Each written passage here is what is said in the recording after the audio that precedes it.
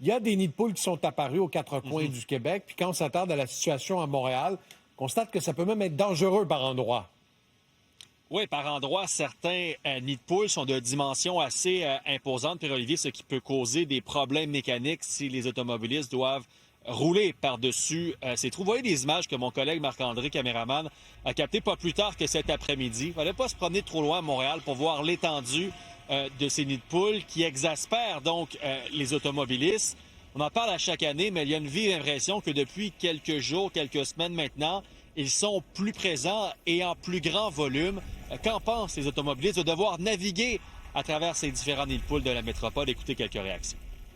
Bien, j'ai l'impression qu'on est à Bagdad, on dirait qu'on se fait bombarder. Il y a des nids de poules gros comme des cratères. Je viens de pogner un flat, justement, j'ai changé hier. Puis en plus, avec l'hiver, c'est plus dur à voir.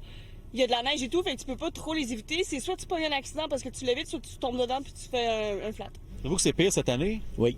J'essaie de les éviter, mais je peux pas bien. Tu as d'autres voitures à côté. Je trouve que c'est un petit peu désolant, mais en même temps, ça se comprend là, avec les changements climatiques, qu'on en soit à des hivers plus difficiles qui abîment nos routes. Là. Ouais, reste que la question des investissements dans le pavage des rues à Montréal refait surface. Oui, et l'administration Martinez-Ferrada défend les investissements. Pierre-Olivier, d'ailleurs, c'était jour de budget aujourd'hui à l'Hôtel de Ville de Montréal.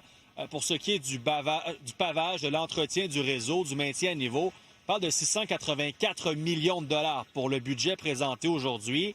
Reste que si on se projette à long terme pour les 5, les 10 prochaines années, il y a un léger recul sur les fonds qui étaient prévus de quelques millions de dollars.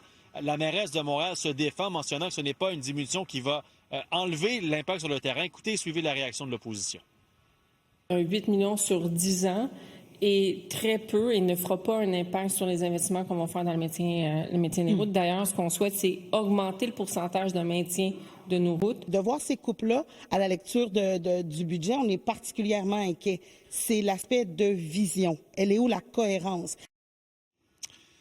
Chose certaine, Pierre-Olivier, les équipes des travaux publics auront du travail lors des prochains jours. Oui, il y a beaucoup de travail. Merci, Étienne.